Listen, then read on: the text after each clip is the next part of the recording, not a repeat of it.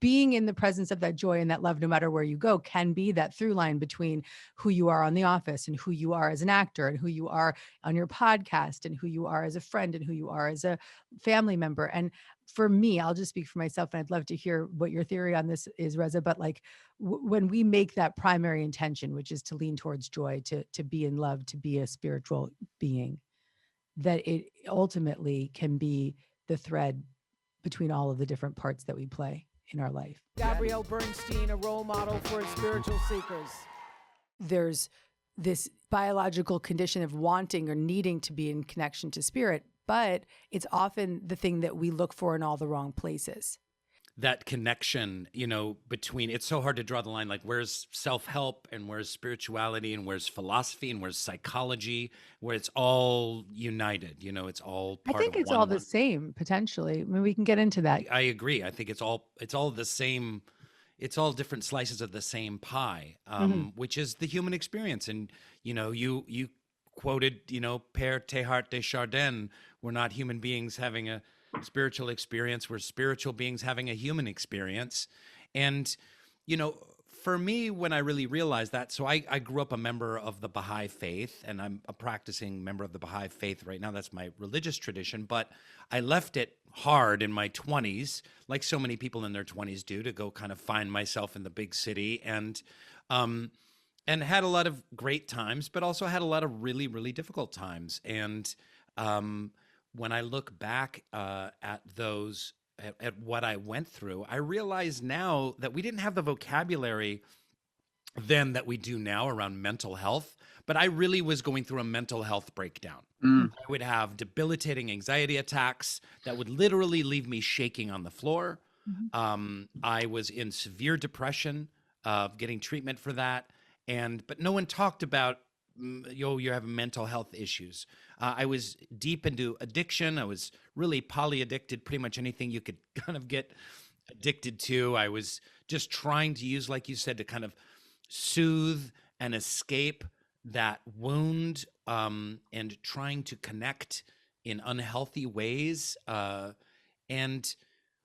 at the same time, when I look back on it, I'm so grateful for those experiences. It forced me into therapy. It forced me to kind of rethink my spiritual life. It got me back in touch with my faith, and it kind of set me on a journey, which has been a flawed journey. It's not like I've got it all figured out, but and something we were talking a little bit about before this started, Gabby, which was and Reza kind of tipped his hat to it, which is not separating a spiritual practice from a daily practice of being a human being. Because if we're spiritual beings having a human experience, then everything we do in some way, shape, or form can and has to reflect the spiritual. This unconscious or conscious, depending on where you're at and what you think on a day-to-day basis, but this unconscious desire to be in connection with spirit, which ultimately to me means to feel love, to dwell in the energy of love and joy. And when that's the through line, and it shows up here when I'm with you guys, and it'll show up when I'm with my 3-year-old, and it'll show up when I'm in an Uber with some guy that's like, driving too fast, and I'm bringing the joy and, hey man, can you just slow it down? Like what happened this morning, but being in the presence of that joy and that love, no matter where you go, can be that through line between who you are on The Office and who you are as an actor and who you are on your podcast and who you are as a friend and who you are as a family member. And for me, I'll just speak for myself, and I'd love to hear what your theory on this is, Reza. But like when we make that primary intention, which is to lean towards joy, to be in love, to be a spiritual being, that it ultimately can be the thread between all of the different parts that we play in our life. Reza, what does faith mean to you?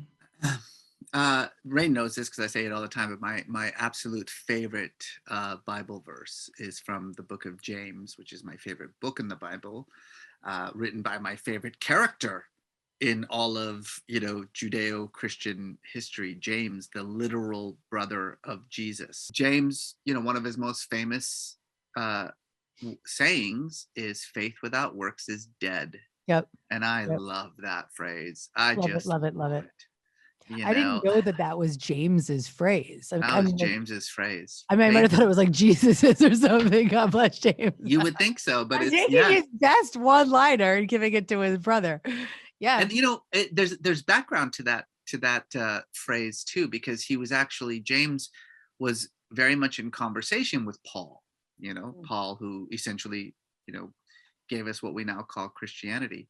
And Paul has a very famous saying where he says that all you need for salvation is faith.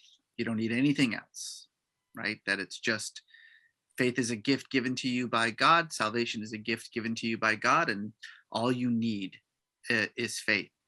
And James basically says, bullshit. That's not true. I know, because I bunked with Jesus.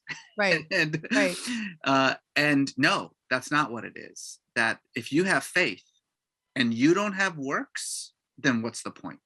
Love it. Love that. Love that. What a great thing to bring up, because you can have all the faith in the world. You can be sitting on your meditation table. You can be praying all day long, but what's the point if you're not actually letting that prayer speak through you to guide you to take an action?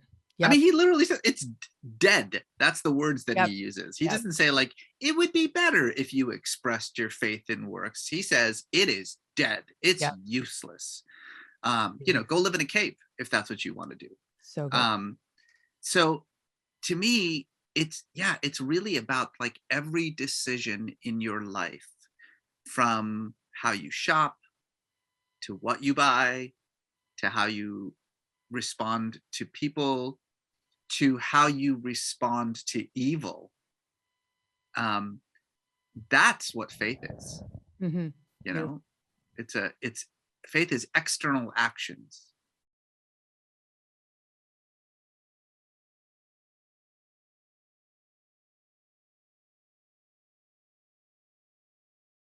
If you like this video and you want to get more Gabby, check out the next one right over here.